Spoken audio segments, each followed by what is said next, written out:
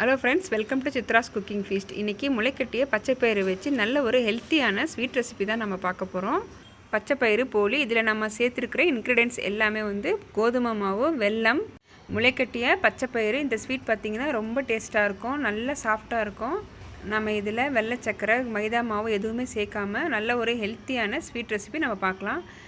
அதுக்கு முதல்ல நான் 2 கப் அளவுக்கு கோதுமை மாவு எடுத்திருக்கேன். நல்லா சலிச்சிட்டு 2 கப்பு சேர்த்துக்கிறேன். மாவுக்கு தேவையான அளவுக்கு நம்ம உப்பு சேர்த்துக்கலாம். சேர்த்துட்டு 1/4 டீஸ்பூன் அளவுக்கு மஞ்சத்தூள் சேர்த்துக்கிறேன். தண்ணி கொஞ்சம் கொஞ்சமாக விட்டு நார்மலாக நம்ம சப்பாத்தி மாவோட கொஞ்சம் இலக்கமாக நம்ம பிசைஞ்சிக்கலாம்.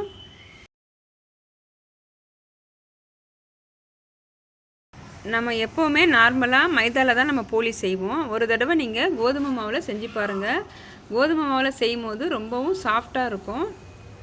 இப்போ மாவு நல்லா பிசைஞ்சு எடுத்தாச்சு. மேலே நமக்கு மாவு காயாமல் இருக்கிறதுக்கு ஒரு 2 டேபிள் ஸ்பூன் அளவுக்கு நான் எண்ணெய் சேர்த்துக்கிறேன். சேர்த்துட்டு ஒரு அரை மணி நேரத்துக்கு நான் க்ளோஸ் பண்ணி மூடி வச்சுக்கிறேன். கொஞ்சம் நேரம் ஊறட்டும். இப்போ அடுத்ததாக பார்த்தீங்கன்னா 200 கிராம் அளவுக்கு பச்சைப்பயிறு எடுத்திருக்கேன். முளைக்கட்டிய பச்சைப்பயிறு ஒரு குக்கரில் சேர்த்துட்டு ஒரு அரை டம்ளர் தண்ணி விட்டு ஒரே ஒரு விசில் மட்டும் விட்டு எடுத்துக்கலாம். அதிகமாக நம்ம குக் பண்ண வேண்டாம். இப்போ பச்சைப்பயிறு பாருங்கள், நல்லா ஒரு விசில் விட்டு எடுத்தாச்சு. ஒரு விசிலுக்கே நல்லா வெந்து வந்திருக்கு. இப்போ நான் ஒரு மிக்ஸி ஜாரில் சேர்த்துக்கிறேன். சேர்த்துட்டு வாசனைக்காக 2 ஏலக்காய் சேர்த்துக்கிறேன். தண்ணி எதுவுமே சேர்க்காம நல்லா கோர்ஸாக அரைச்சி எடுத்துக்கலாம். ரொம்பவும் ஃபைன் பேஸ்ட்டாக அரைக்காமல் கோர்ஸாக அரைச்சி எடுத்துக்கோங்க. இப்போ இது கூடவே 200 கிராம் அளவுக்கு வெல்லம் சேர்த்துக்கலாம். சேர்த்துட்டு திரும்பவும் அரைச்சிக்கலாம். இப்போ இந்த அளவுக்கு அரைச்சாச்சு. இது அப்படியே இருக்கட்டும். அடுத்தது இப்போ ஒரு பேன் வச்சுருக்கேன். இதில் 2 டேபிள் ஸ்பூன் அளவுக்கு நெய் சேர்த்துக்கிறேன். நெய் உருகுனதும் இதில் 3 டேபிள் ஸ்பூன் அளவுக்கு துருவின தேங்காய் சேர்த்துக்கலாம். தேங்காய் கொஞ்சம் கலர் சேஞ்ச் ஆகி வரணும். தேங்காய் நல்லா ஃப்ரை ஆனதும் நம்ம ஏற்கனவே அரைச்சி வச்சுருந்த பச்சைப்பயிறு, வெல்லம் விழுது நம்ம சேர்த்துக்கலாம். சேர்த்துட்டு நல்லா மிக்ஸ் பண்ணிக்கலாங்க. இப்போ இதில் நம்ம போலி இன்னும் நல்ல ரிச்சான டேஸ்ட் வர்றதுக்காக ஒரு 50 கிராம் அளவுக்கு ஸ்வீட்லெஸ் கோவா சேர்த்துக்கிறேன். கோவா இருந்ததுன்னா சேர்த்துக்கலாம், இல்லைன்னா நம்ம ஸ்கிப் பண்ணிக்கலாம். இப்போ நம்மளுடைய பூரணம் ரெடி ஆயிடுச்சு. இப்போ கொஞ்சம் நேரம் ஆறட்டும். ஆறுனதும் நம்ம சின்ன சின்ன பால்ஸாக நம்ம பிடிச்சிக்கலாம். நம்மளுடைய பூரணம் பார்த்திங்கன்னா நல்லா ஆறி வந்திருக்கு. இப்போ நம்ம போலி செய்ய ஆரம்பிச்சிக்கலாம். நம்ம ஏற்கனவே பிசைஞ்சு வச்சுருந்த கோதுமை மாவுலேருந்து கொஞ்சம் மாவு எடுத்து இது போல் நல்லா ரவுண்ட் ஷேப் பண்ணிக்கலாம்.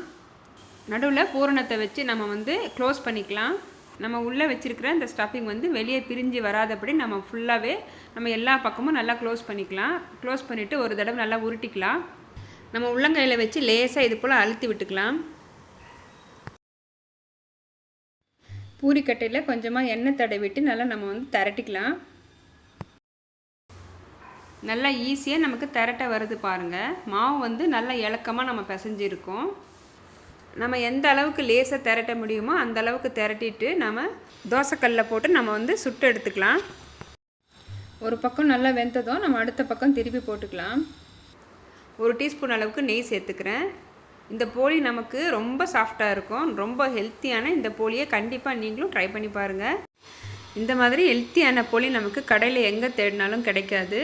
கண்டிப்பாக ஒரு தடவை முளைக்கட்டிய பச்சைப்பயிறு வச்சு இது போல் போலி செஞ்சு கொடுங்க. குழந்தைங்களும் விரும்பி சாப்பிடுவாங்க. போலி பாருங்கள் எந்த அளவுக்கு சாஃப்டாக இருக்குன்னு நான் பிக்கும் போதே உங்களுக்கு தெரியும். ஓகே ஃப்ரெண்ட்ஸ், இந்த வீடியோ உங்களுக்கு பிடிச்சிருக்குன்னு நினைக்கிறேன். பிடிச்சிருந்ததுன்னா வீடியோவுக்கு லைக் பண்ணுங்கள், ஷேர் பண்ணுங்கள், சப்ஸ்கிரைப் பண்ணுங்கள். பக்கத்தில் இருக்கிற பெல் பட்டனை ப்ரெஸ் பண்ணி வச்சுக்கோங்க. அப்போ தான் நான் போடுற லேட்டஸ்ட் வீடியோஸ் உங்களுக்கு நோட்டிஃபிகேஷனாக வரும். தேங்க்ஸ் ஃபார் வாட்சிங்.